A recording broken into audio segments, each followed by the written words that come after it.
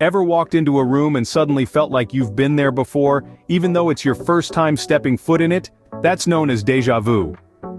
This fascinating phenomenon called déjà vu is a French term that literally translates to already seen. It's a fleeting yet intense sensation of familiarity with a situation that you're experiencing for the first time.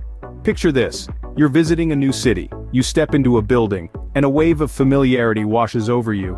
It's as if you've been there before, even though you're certain this is your first visit. It's like a scene out of a movie that you're sure you've never watched. Déjà vu is characterized by brief, vivid sensations that feel eerily like a replay of a previous experience. It's a sense of having been here or done this before. It's as if time has folded in on itself, and past and present are existing simultaneously in that moment. It's a glitch in the matrix of your mind, a ripple in the fabric of reality. But what's the impact of this strange sensation? While it can be a bit disorienting, déjà vu is generally considered a harmless experience. It's not a sign of a problem with your brain or your mental health. In fact, it's quite common, especially among young adults. Research suggests that individuals between the ages of 15 and 25 are more likely to experience déjà vu. Why this age group, you might ask? Well, this is the period when we have many new experiences and our brains are constantly processing and storing new information. It's a time of exploration and discovery, and our minds are working overtime to make sense of the world around us. This could make us more prone to the odd sensation of déjà vu. So the next time you experience déjà vu, don't worry. It's just your brain doing its thing, processing information in its own unique way. Remember, while déjà vu can leave us feeling a bit disoriented, it's a common experience, especially among young adults. It's one of the many fascinating ways our minds navigate the world around us, adding a sprinkle of mystery and wonder to our everyday lives. But what about when the familiar suddenly seems foreign? Welcome to the world of jamais vu. Imagine this. You're sitting at your desk, pen in hand, scribbling down a word you've written 1,000 times before. Suddenly, you pause. The word looks strange, alien even. It's as if you're seeing it for the first time.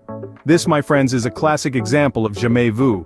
Jamais vu, a French term translating to never seen, is essentially the opposite of déjà vu. It's that uncanny feeling of unfamiliarity in a situation you know to be familiar. You've been here, done this, yet everything seems so new. Take for instance a common word like table. You've seen it, said it, written it countless times. But in the grip of jamais vu, this everyday word can feel bizarre and foreign. It's as if your brain has momentarily forgotten what table means, and you're left staring at it, perplexed, and a little amused. The features of jamais vu are as intriguing as the phenomenon itself. It's a momentary lapse, a brief disconnect between recognition and familiarity. You know you should recognize the situation or object, but it feels as if you're encountering it for the first time. It's like a veil has been lifted and you're seeing things with a fresh pair of eyes. The impact of jamais vu on individuals is typically benign. It's a fleeting sensation that often leaves as quickly as it arrives. But it can be a little disorienting, a temporary glitch in the matrix, so to speak. Interestingly, jamais vu is often linked to states of stress or fatigue. It's as if the brain, in its tired state, momentarily drops the ball, forgetting the familiarity of a situation or object. It's a gentle reminder that even our brains need a break from time to time. So, the next time a familiar word appears strange to you, remember it's just a case of jamais vu, often triggered by stress or fatigue. Have you ever had a word or a name on the tip of your tongue but just can't quite recall it? That's presque vu for you. Presque vu, a French term that translates to almost seen, is a psychological phenomenon that we've all experienced at some point. It's that nagging feeling when you're on the brink of remembering something, but it remains frustratingly out of reach. Often described as having something on the tip of your tongue, presque vu is all about that momentary struggle to recall a piece of information that you know is stored somewhere in your memory.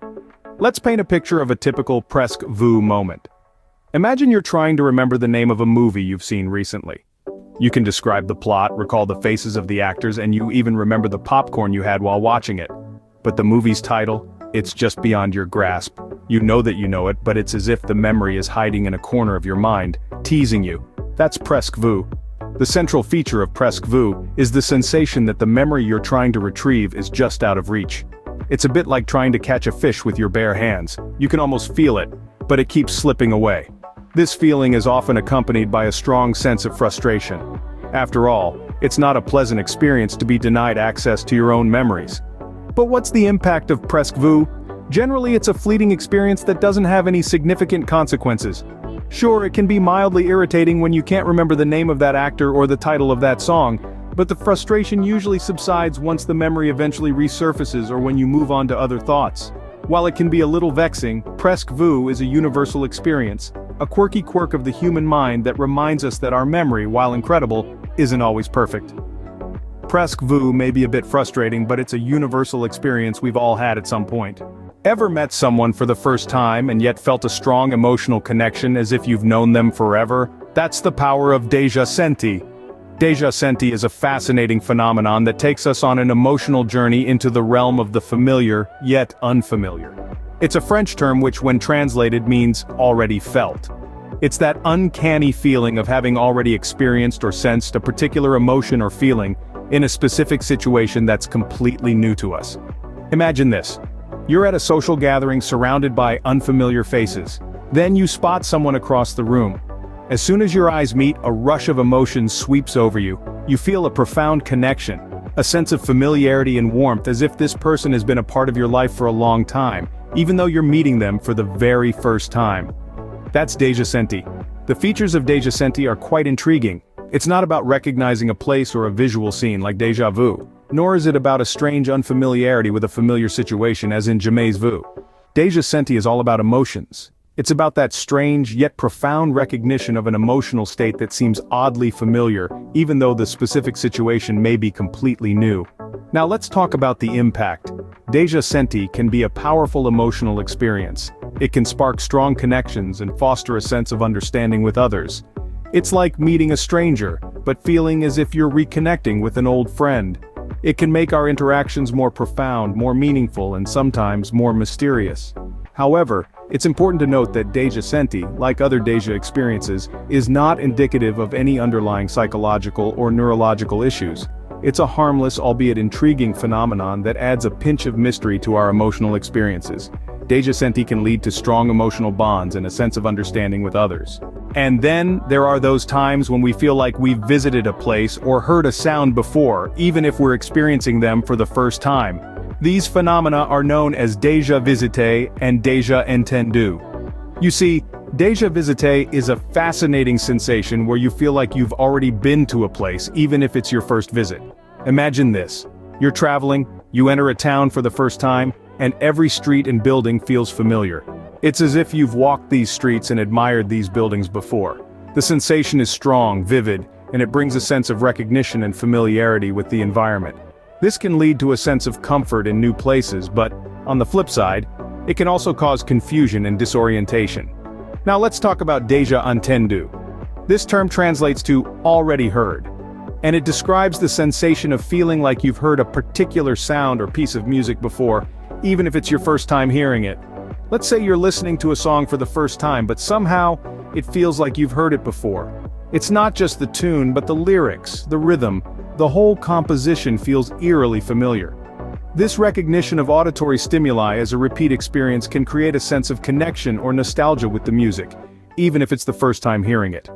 Both déjà visité and déjà entendu are intriguing phenomena that speak volumes about the complexity of human perception and memory.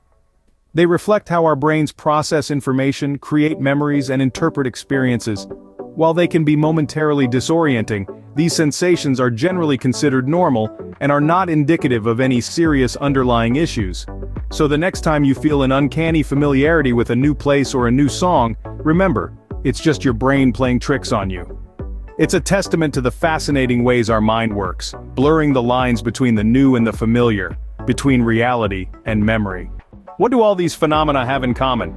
It's fascinating, isn't it? These experiences, déjà vu, jamais vu, presque vu, déjà senti, déjà visité, and déjà entendu, all share some intriguing commonalities. They are often linked to temporary disturbances in our memory and perception. This could be a momentary glitch in our brain's processing, where the lines between the past, present, and future get a little blurred. Another interesting connection is that these phenomena are more likely to occur in stressful or fatigued states. It's as if our brains, when tired or under pressure, are more prone to these little hiccups in time and reality. Certain brain regions, like our memory powerhouse, the hippocampus, may play a role in these experiences. It's all a part of the wonderful enigma that is the human brain. While these experiences can be momentarily disorienting, they are generally considered normal and are not indicative of a serious issue.